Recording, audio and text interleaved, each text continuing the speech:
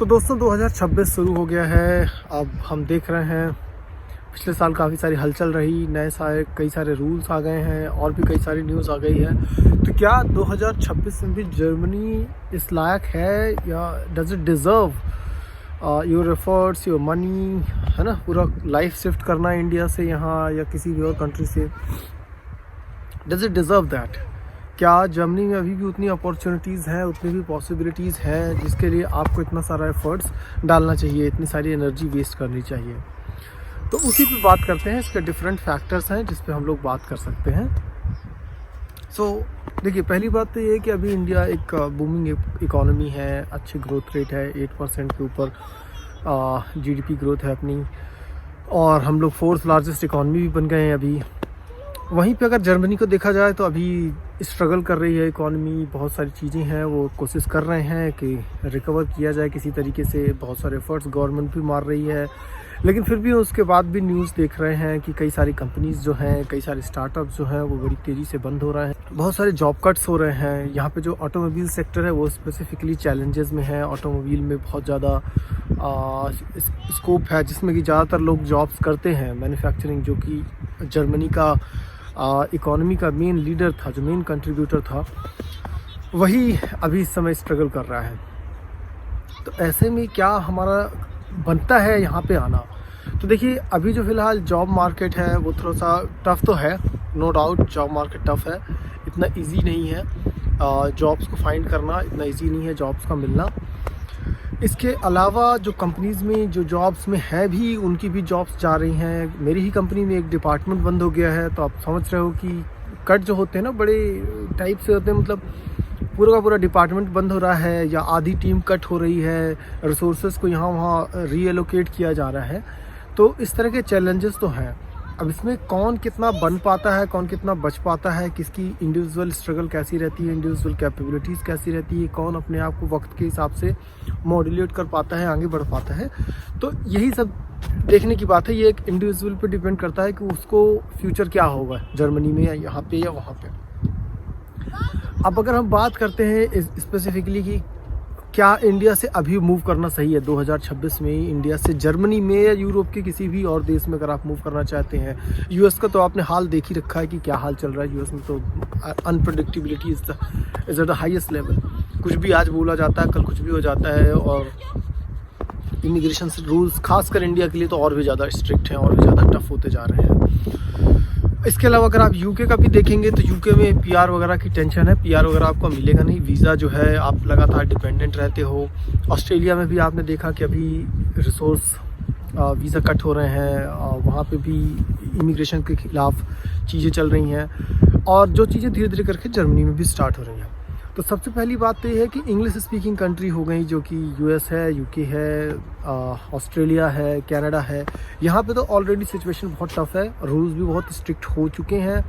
आज से 10 साल पहले यूके बहुत अच्छा था, ऑस्ट्रेलिया बहुत अच्छा था, बहुत इजी था स्विच करना, कनाडा भी था कुछ साल पहले तक, लेकिन अब वो चीज़ें नहीं रही हैं। तो हमारे पास ले देके बचती है नॉन इंग्लिश स्पीकिंग कंट्रीज़। तो अगर हम उसमें देखते हैं तो जर्मनी अभी भी लार्जेस्ट इकॉनमी है और मैन्युफैक्चरिंग हब है, बड़ी बड़ी इंडस्ट्रीज़ हैं, इंडस्ट्री लीडर्स हैं, एसएपी जैसी बड़ी कंपनीज़ हैं, बीएमडब्ल्यू है, मर्सिडीज़ है। तो ठीक है, स्ट्रगल्स हैं, लेकिन इसके बाद भी ये कंट्री अभी भी ग्रो करती है, अभी भी इसमें पोटेंशियल है कि आगे ये बढ़ सकती है। डिपेंड करता है कि यहाँ पे पॉलिटिकल स्टेबिलिटी का एक बड़ा इशू हो गया है। पॉलिटिकल स्टेबिलिटी यहाँ पे नहीं है। आप देखते हो, अगर आप न्यूज़ में कनेक्टेड रहते हो, कि गवर्नमेंट्स यहाँ पे आए दिन चेंज हो रही हैं, और जब तक पॉलिटिकल स्टेबिलिटी नहीं आती है ना, तब तक एक लॉन्ग टर्म प्लान नहीं आ पाता है। तो गवर्नमेंट क्या होता है कि आज कुछ करो, कल कुछ करो, परसों कुछ करो, उस तरह के काम करती हैं, और उसकी वजह से बहुत लॉन्ग टर्म स्ट्रेटजिक सोल्यूशंस नहीं निकल पाते हैं। और अभी फ़िलहाल जर्मनी को है स्टेबिलिटी की ज़रूरत। तो एक बार जर्मनी स्टेबल होगा तो मुझे ऐसा लगता है कि जर्मनी में पोटेंशियल है, और ये फिर से एक बार इसकी इकॉनमी दौड़ पाएगी। हमको ये भी देखना चाहिए कि यूरो जोन जो है उसमें भी एक ये लार्जर कंट्रीब्यूशन है जर्मनी का। तो जर्मनी ऑलरेडी बहुत बड़ी इकॉनमी है, बहुत लीडिंग इकॉनमी है, और थोड़े बहुत स्ट्रगल्स होंगे, लेकिन उसके बाद भी ये आगे बढ़ने को तैयार है। जर्मनी में ये भी है कि इन्होंने एडॉप्शन शुरू किया है, बाहर से भी इमिग्रेंट्स ला रहे हैं, स्किल्ड वर्कर्स ला रहे हैं, और उनको अभी ज़रूरत भी है। उनको पता है कि हमें अगर ग्लोबल कंपटीशन में रहना है तो हमें स्किल्ड वर्कर चाहिए पड़ेगा। और अच्छी बात है कि उस चीज़ को उन्होंने एक्सेप्ट किया है। और जो थोड़े बहुत चैलेंजेस हैं जिसमें कि इमिग्रेशन से रिलेटेड कंसर्न्स हैं, उसके बाद भी वो इस चीज़ को एक्सेप्ट कर रहे हैं और आगे बढ़ रहे हैं। तो इन सब चीज़ों को देखते हुए मुझे जर्मनी का जो फ्यूचर है वो पॉजिटिव दिखता है।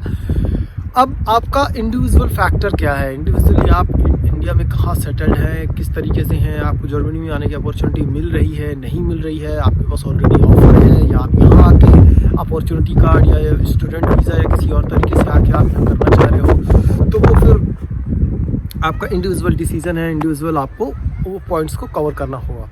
पर ओवरऑल अभी भी जर्मनी आने के लिए अगर आप फॉरेन कहीं सेटल होना चाह रहे हो तो Germany is the best place, मेरा जो अपना असेसमेंट कहता है।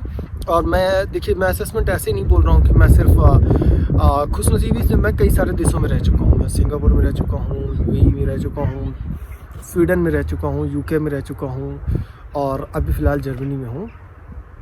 तो खुशनसीबी से मुझे कई सारे देशों में रहने का मौका मिला है। मैंने इंडिया में भी अच्छे लंबे टाइम तक जॉब किया है, तो ऐसा भी नहीं कि मेरा इंडिया से कोई कनेक्शन नहीं है। तो मुझे पता है कि किस तरह का मार्केट कहाँ पे है। थोड़ी बहुत इंस्टेबिलिटी इंडिया में भी रहती है। ऐसा कुछ नहीं है कि आप इंडिया में कोई आप जॉब पे चले गए तो परमानेंट हो गए, या इंडिया में कोई ले ऑफ नहीं होते। इंडिया में भी ले ऑफ होते हैं डिपेंडिंग ऑन द सर्कमस्टेंसेस।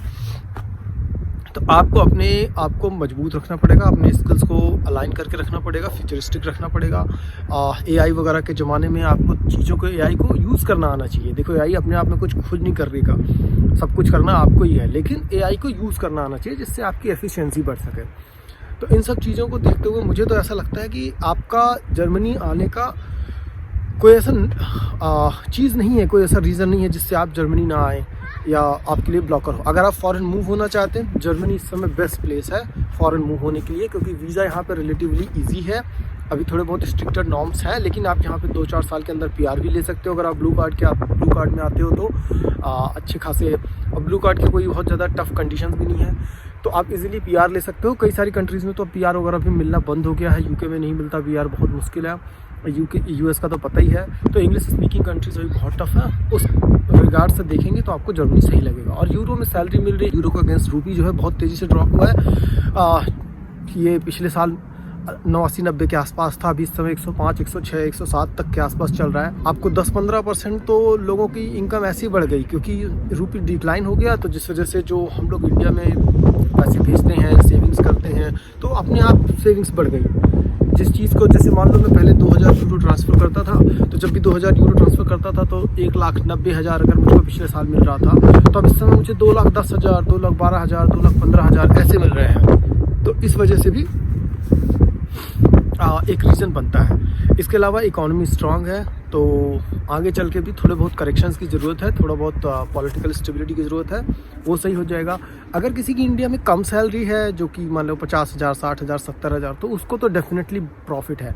और यहाँ पे आने के आपको सोशल बेनिफिट्स भी मिल जाते हैं, आपको हेल्थ इंश्योरेंस मिल जाता है, पूरी तरह से हेल्थ कवर मिल जाता है। फिर आपकी स्टडीज़ जो है बच्चों के लिए फ्री हो जाती हैं। इसके अलावा आप बच्चों के केयर के लिए भी पैसे मिलते हैं, ठीक है, किंडरगार्टन करके पैसे मिलते हैं। और जॉब सिक्योरिटी भी है, क्योंकि आपको जॉब इंश्योरेंस रहता है, तो in case you lose your job तो उसके बाद भी आपको कुछ पैसा आपको सपोर्ट मिलता रहेगा इंश्योरेंस से। तो ये सारी चीज़ें हैं जिसकी वजह से थोड़ा सा ये रिलैक्स एनवायरनमेंट प्रोवाइड करता है कंपेयर टू इंडिया। और ऐसा नहीं कि इंडिया में कोई दिक्कत है, या इंडिया में भी अगर आपका सब कुछ सही चल रहा है तो फिर आपको टेंशन लेने की ज़रूरत ही नहीं है। अगर आप इंडिया में 2-3 लाख 4 लाख रुपए महीने कमा रहे हो तो फिर यहाँ आने का कोई बहुत ज़्यादा बेनिफिट निकलने वाला नहीं है, क्योंकि एटलीस्ट मॉनेटरी बेनिफिट आपको नहीं होगा। रही बात इंडिया को में कुछ चीज़ें आपको बेनिफिट मिलते हैं, कुछ बेनिफिट यहाँ मिलते हैं।